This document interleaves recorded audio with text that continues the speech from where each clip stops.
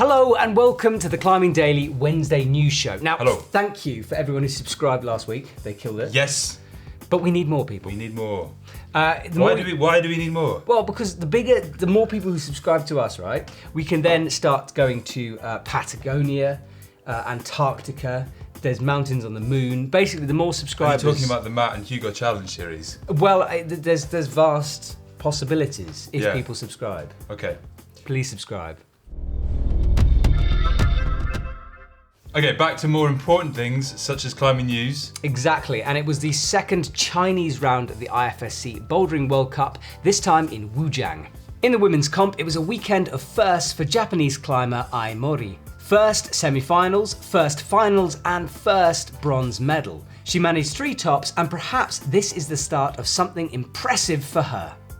Japan's Akio Noguchi is no stranger to an IFSC bouldering final. Always threatening for the top step of the podium, she took 3 tops and 4 zones and was battling hard for the win. Unfortunately, Janja was just too strong and she walked away with a silver medal. Slovenia's Janja Garnbret has had a dream start to the season so far. She was, of course, looking for another medal in Wujiang. She smashed it, topping all 4 boulders and looking ridiculously good. Her 4th comp of 2019 and 4th gold medal. With only 2 rounds left, can anyone stop her? In the men's comp, Austria's Jakob Shuba is one of the many athletes looking to compete in both lead and bouldering events. He hasn't had the best start of the season by his standards so far, but put that right in Wujiang. A powerful performance meant a bronze medal for him. Japan's Kai Harada was looking on good form and almost took the victory. His 3 tops and 4 zones would have been enough for gold, but his attempts to zones let him down. Still, a great climb from the world champion. Japan got another athlete on the podium when Tomoa Narasaki took victory in Wujiang. With his dynamic style and obvious strengths, he did enough to take away the win. So as we mentioned last week, Shauna Coxey, Britain's Shauna Coxey, not competing in China. She's holding back, waiting for the next season. And there were some big names missing, like Zherne, he didn't get through the semi-finals. So, again? Yeah, again, I think sweat factor came in China a little bit. It's super humid. Do you think he's quite sweaty? I think he could be a sweaty man, yeah. Who do you think are the less sweaty men? Jakob Shuba, he doesn't strike me as a very sweaty man. Our own, what is his name? Who's our athlete? Climbs for us, see him all the time, film with him. Stefano Gasolfi. Yes. I can't imagine he's a sweatmonger. No. Sweatmonger? Yeah. Maestro? Sweaty man. He's not sweaty, I don't think. No. Also, Janja Garnbret. Yeah, I mean, like I said, she's almost unstoppable, and you were pointing out when the camera was off that she might be unstoppable. I haven't worked out. Can anyone catch her with 2 rounds left? She's. Don't know. I haven't seen the maths, so I don't know. Okay. But she's got to be close. I think maybe barring a technicality, like if she doesn't make it through semi-finals and someone wins 2 rounds. Yeah. But yeah, she's pretty close. Amazing. Next up, we are going to the south of Spain, where Jonathan Siegrist has been getting busy. Jonathan Siegrist has made the 4th ascent of the 9B route La Planta Shiva in Villanueva del Rosario in the south of Spain. It's his 2nd 9B after Jumbo Love and also, impressively, his 40th ascent of 9A and harder. Jonathan spent around 2 weeks on the route, and the 4th ascent comes after Adam Ondra, Jakob Shuba and Angie Eitner. Get on, Jonathan. So, obviously we'll be talking about him again later on in the show, but that another impressive ascent from Jonathan. He's on it this year. I was trying to work out, has he done a 9B before, or is this his first one? Yes, Jumbo Love. Jumbo Love, so this is his second? This is his second, yeah. Sweet. Nice one, Jonathan. It's me, and I forgot what it is. It's Hazel Finnaly. Now, Hazel seems to be super motivated at the moment. She's climbing very hard, and she's just sent a mega route. Hazel has repeated the 70-metre cracked line Concepcion 513. From finger, hand to off-whip thing. It's a bit of an endurance fest, which Hazel, returning from injury, had to fight for. What is terrifying about that route, right, is I've climbed with Hazel, I know her, I know how good she is in those kind of traddy climbs. It took her like 6 tries or something. Ondra on-sighted that thing. No How way. bonkers is that? Really? Yeah, it was to take nothing away from Hazel because she had a pulley injury. She's coming back from fitness, but like, yeah, there's a video on Adam's channel of him doing it, and it's He on-sites it? He on-sites it, yeah. 70 meters. I get bored after about 15. 70 meters. Yeah, pretty cool. Yeah. Hazel's in Mongolia, I think, at the moment, so do check out her social media because she's super active at the moment in the climbing world. They use a really long rope on that, or is it multi-pitch? It used to be 2 8 pitches, Yeah. and then I think it was Sonny Trotter put it into one. Big Oh one. no, Dean Potter. Sorry, Dean Potter. He put it into one long 70-meter free climb. Pretty cool. Wow, amazing. How long is the rope for that then they use? Longer than. So 140? 100 and yeah. Wow. I don't know how she rigged it. Maybe it might be fixed anchors. So she might be able to get down on one 80-meter. Okay. But okay, I don't know. okay. Who knows? Who knows? Speaking of split cracks, there has been a very impressive ascent of a route in Norway. UKC reports that Norwegian climber Mari Augusta Salvesen has climbed the 8B trad route Ronny Medal Svensson on the profile wall in Jøsingvord on the south coast of Norway. First ascended in 2014, the route is a splitter crack with plenty of gear, but its steepness makes it a considerable stamina fest. And Mari had to find a balance between the length of fall she was taking and the energy she used to place the gear. Mari has an array of ascents to her name in all disciplines of climbing and recently made an impressive ascent of the Burley raised roof E7 6E at Baldstons in Staffordshire. I've been on that wall. I've filmed on that wall she did that thing on. And That it's is the same so wall overhanging. that is Recovery drink. Recovery drink. Yeah, it's super, super, super overhanging. It's a nice one. Just a quick one. I was going through her Instagram, as you do, and I came across this video. This is basically like this takes having a soundtrack to your climb to a whole new level. Check this out.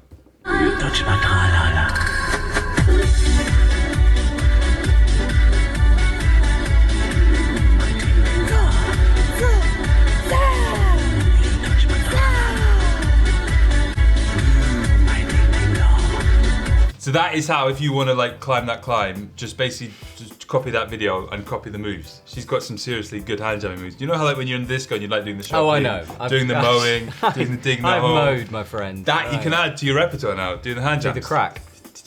Nice. Have it here first, people. Okay, next on we've got a report of an ascent in Fontainebleau. Ete.nu has reported that Caroline Sino has made a first ascent of the line L'insoutenable légèreté de l'autre in Fontainebleau and nominated a grade of 8B. Caroline projected the route for 2 months and said, I think it is harder than new baseline, the only 8B plus I have experience of, but font standards are different. So Ete.nu have kind of reported that this is like an 8B, you know, the old brackets plus. So he's putting he's putting it out there that he thinks it's harder than 8B. Who's basically. The Jan? Yeah, the guy who runs it. Yeah, the editor of 8. Yeah, because he's like, Yeah, she's definitely said it's an 8B, but she says it's harder than new baseline, which is an 8B plus. But she says it's more like a solid, very hard 8B. Okay, so watch this space. I think we said it's an 8B. Okay, maybe. Well, Yeah. talking about ABs and not, And it's ACs. the 9B 8C counter.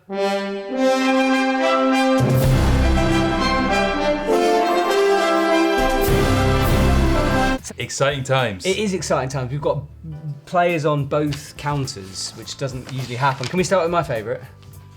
The one that I talked about already. Yes! So Jonathan Siegrist, 9B counter, the only one which matters in my opinion. He gets 1 point for his 9B and he joins a pretty good list of athletes currently.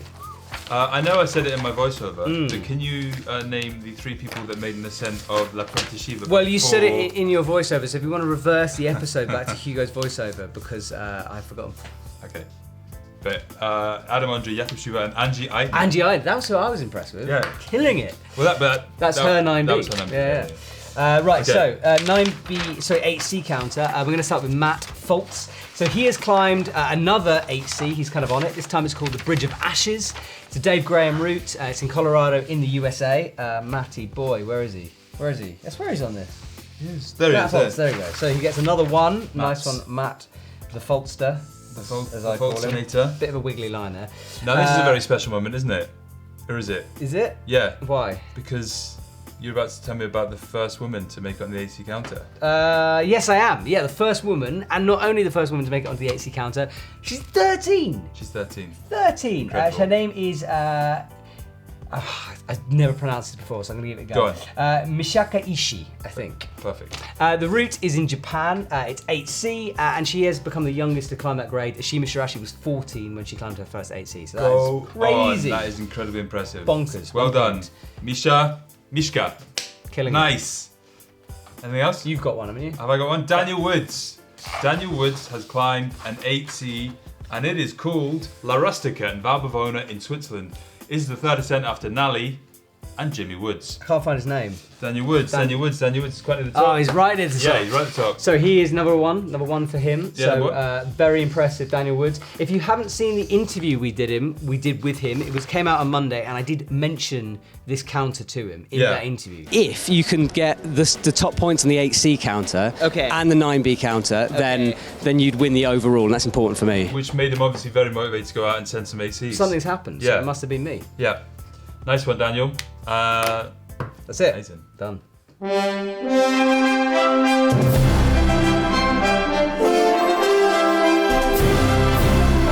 Now, we have spent the last weekend in the Lake District in the UK for the Arc'teryx Big Mountain Weekend, and we of course are going to be bringing you Climbing Daily shows from there, but Hugo here has made a lovely little teaser of our weekend, so check it out.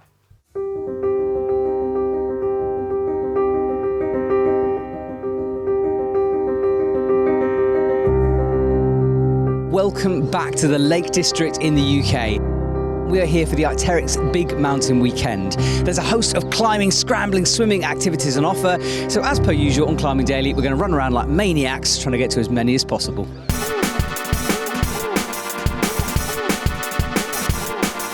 Purely about the posture of your body to let your feet do the work. Pretty nice.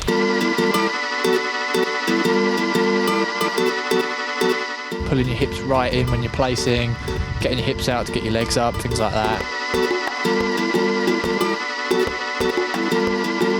So jumping in is probably the worst thing that you could do. Oh, they're in!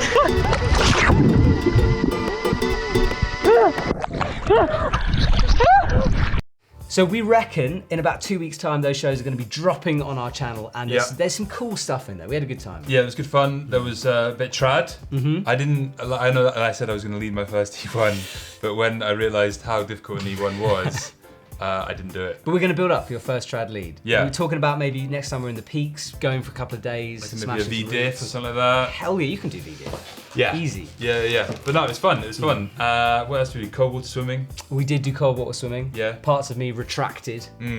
Have they retracted? They have not. If anyone knows how. I was trying to, like, you know when you blow your ears out? I was hoping that would. All right. But it doesn't. Okay. We met Katie Whittaker's new baby. We did. Yeah. Yeah. It was all very fun. It was great. Video's coming soon. Next up, we've got some other new video from Courthouse Media where they're doing a bit of bouldering with a view on a beach.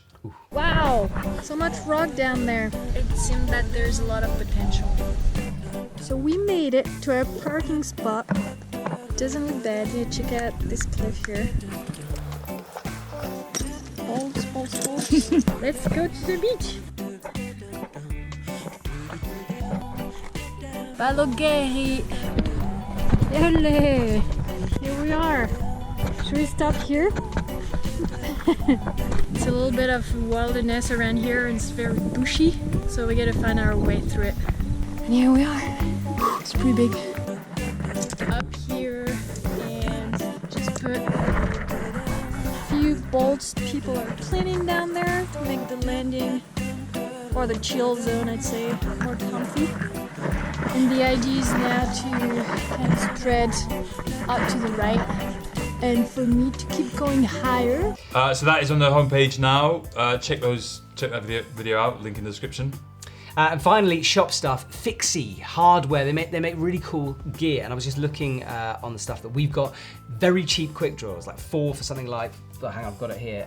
Where is it? It was, 4 quick draws for only £32. Wow. So there's lots of good stuff. So carabiners, quick draws, and ropes. We've been restocked. It's all new. If you haven't heard of them, do go and check them out because they're making good kit for a very reasonable price. The same kind of umbrella company that make Butora shoes. Yeah, they make my Alien cams. Alien cams as well. Obsessed with. So they're a very cool company. I like them. Very cool. So if you want to get racked up for the summer. It's good, affordable way. Good value. A good value way. That's it. What's coming up this Friday? Tell us quickly about the gear show this Friday. The gear show this Friday is kind of cool. So I keep saying cool. I mean, I'm not going to say cool. You are kind of cool. It's cool. When we were with, cool. Sure. When we were in the Lake District, we sat down with Ross, who is an Arc'teryx rep. He's an expert because.